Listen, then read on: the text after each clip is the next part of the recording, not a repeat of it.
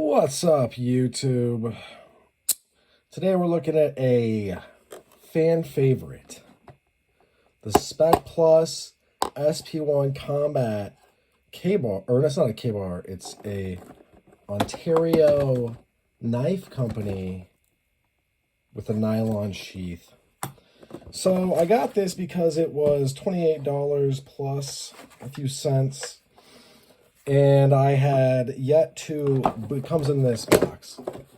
And this is all the stuff. Originally the blade is in this wonderful piece of whatever that is. I'm gonna hold this up so you can pause if you want to.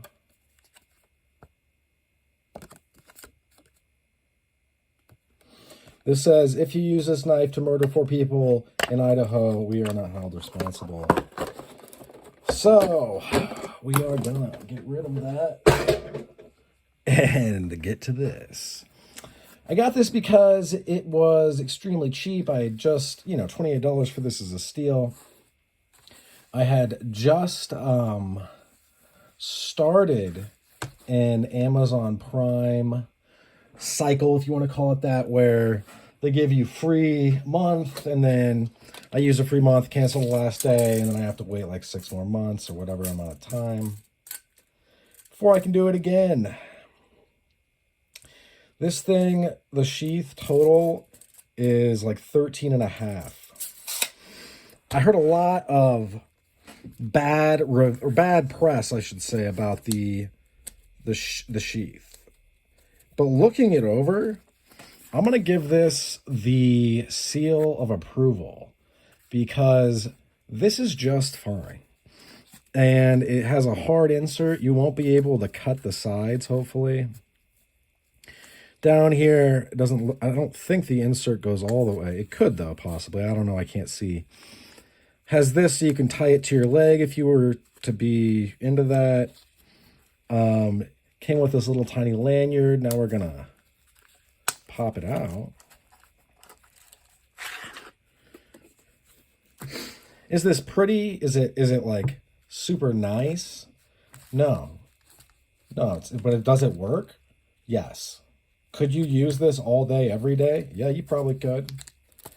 This is a nice thick piece of nylon. I'm assuming this was made so they can pump this out for a lot of different knives because you can pull this off totally. I don't know why you do that, though, because now you can't. I guess if you wanted to run it without it just wouldn't make any sense. That literally just wouldn't make any sense to do that, though. And I realized that right now, a knife like this is not popular. As in, it's not really hip or trendy. Like maybe 4 or 5 years ago, you would have seen this more on knife channels. So this is the Ontario knife. The Sp-1 Combat. It's big. It is big. It's large and in charge. It's imposing. I got to looking at the catalogs of the Ontario Knife Company. This is 12 inches long. Because of the Idaho killings, there were 4 people that were brutally slain by a crazy man in Idaho. Feel free to Google it. I'm not going to talk much more about it. But it was with a knife just like this one. Except that the knife he used was probably like $100. This was $28. All said and done, 28 change. And from what I had read, sometimes these would come without tips. I have a tip. Without edges, I have a nice sharp edge. This seems to be good to go. I'm actually going to leave that on now that I see it. With super hard use that I'm probably never going to do with this knife because I have a hatchet and I don't baton things because I just don't. I mean, that's because I think it's silly. This will probably stay very much the way it is. This is a resin handle. I saw some complaints online that this wasn't metal. This is not a Bowie knife. This is not meant to parry This is meant to stab people or to do utility tasks. Nothing really else. And then you have, I mean, could you do anything? Could you open boxes? Yeah, use your imagination. So, you could definitely use this as a lanyard to retain it. People complained about this. Don't know why. This handle is more than adequate. I have large, fat hands that I cram into medium-sized gloves, and sometimes I split the gloves open. Because I like my gear to fit really well, right? You can see there's a choil right here. False edge. Not really even a false edge. If you look at this, that does thin out a bit, but then it goes back to being fairly thick. Are the grinds perfect? I bet not. I bet you not. Let's look at the tip. Is the tip perfect? Hang on. I'm gonna stop looking in the thing for a second.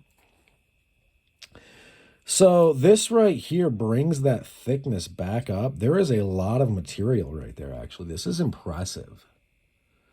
This is an impressive knife, especially at 28 bones. Really, though, I mean this. I mean this. Sorry, still battling a cold. Got the sniffles. Hang on, I'm drink some tea. Cheers to everybody on this Tuesday. I'm going to get this out ASAP, so if you want the knife, you can go get it. I bought this yesterday because I'm on the Amazon Prime cycle. It's like steroids, but for knife deliveries. So basically, this is a lot of modern knife technology. The swedge, this coming out, where the grind, I think this would probably be, yeah, that's a concave, so hollow grind, I think. Maybe that's flat. That could be flat. Let me look. Yeah, it looks flat, actually. Where the flats meet, if they are flat grinds, you have this contouring coming out to beef up this tip. This tip, could you break it? Yeah, I could probably break this pretty easily.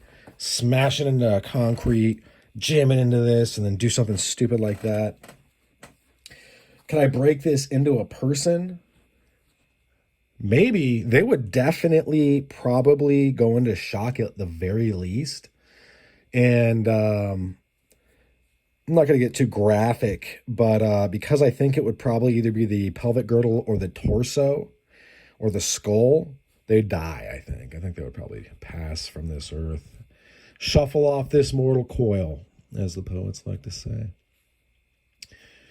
You can take off the black here.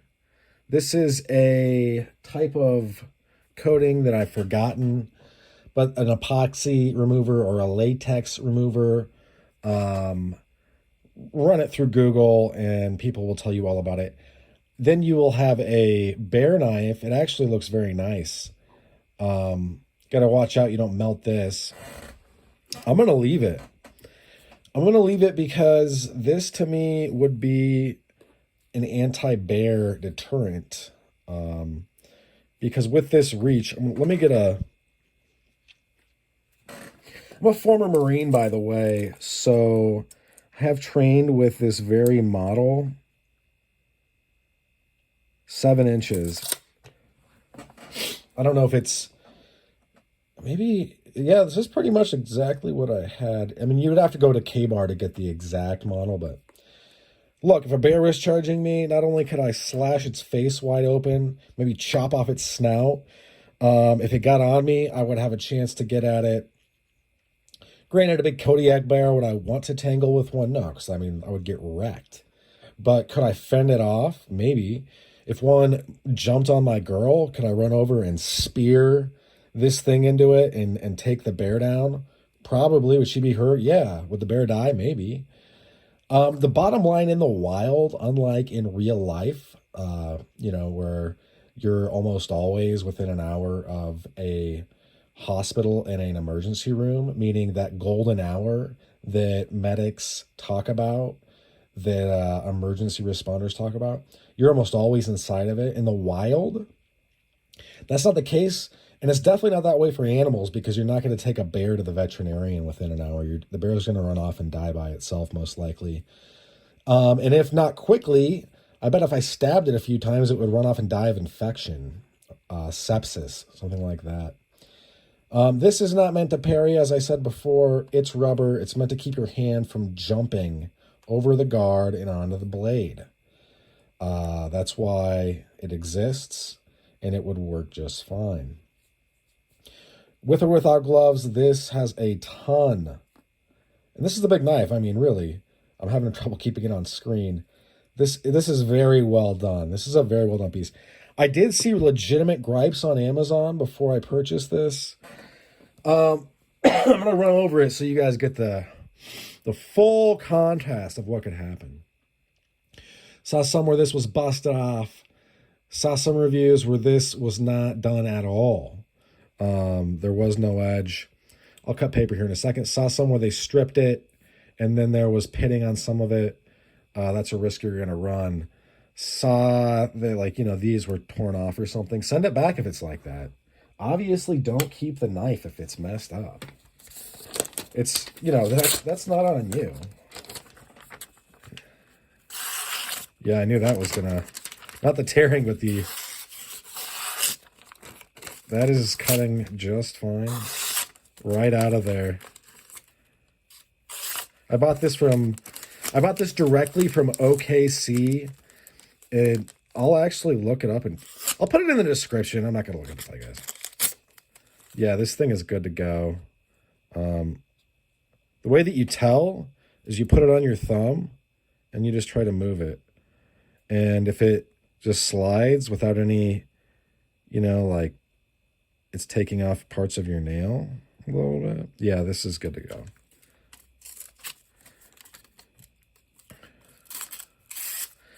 It's tearing because it's thick back there, but believe me, I know what I'm doing. I know what I'm talking about. Yeah, I'll show you. No, I'm not going to show you. I'll tell you, though. I have it up, actually. View order details. I got this from OKC Direct is where you're going to want to go. It'll pull up a lot of options for you. Visit the OKC Direct storefront. I'm going to go there. We're at 13 minutes. I'm going to try to hurry this up. And it has a selection of OKC stuff that you can buy directly from them. And that means it's Prime eligible. You can get them quick, fast, and in a hurry. And others that I would look at, the M7 bayonet looks good to go. There's 3 pages of this stuff. The D handle, black handle, 8515 field knife looks good to go. The tactical series basically is what you're going to be wanting to look at. So you're going to go up to the top. In any event, I'm not going to spend too much more time on that. I'll link it in the description. And I heard many people not happy with this sheath. This is an easy house defense weapon, by the way. If you really are super worried about, I need this to be sharp, sharp, sharp. This is what you're going to do. You're going to get out a paddle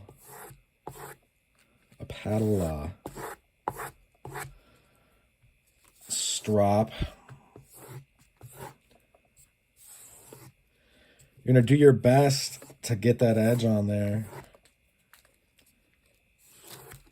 All right, so this was like the 1200 grit, maybe more like 800 grit. This is going to be like 1300 grit or 1200 grit. But honestly, this is probably higher grit. I probably was more correct the first guess. Look it up. You're not going to be looking at grits as much. In some cases, you're going to be looking at the size of the micron. if you really want to get down to brass tacks of what is happening. For these, they'll show up in grit, but I'm saying though, for like the black, that it says on there that like, oh, you use this to sharpen axes. That's like the really big grit, a large size micron, and that's what you're going to want to use on like to start stropping when you're doing the super steels. Hit it with that first.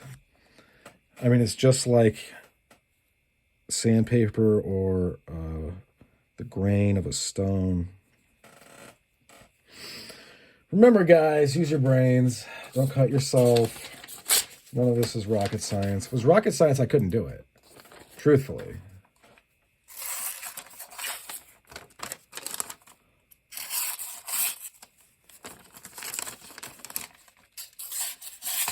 Yeah, it's flying now.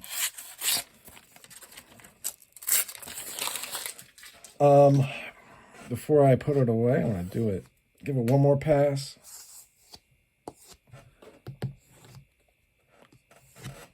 There we go. I'll take off that grit. Really quick, I'm going to find this stuff because it's real easy to get nice and the viscosity will go down with the heat off my fingers very easily. Putting it on this edge, this is 1095 Craton. Putting it on there because that is now naked steel, or was, and I don't want it to oxidize and maybe lose some of that edge. So, although this is a little risky, as long as you're not spazzing out, you're going to be fine, okay?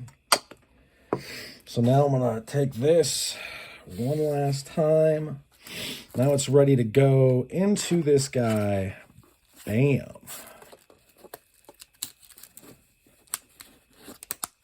Got that.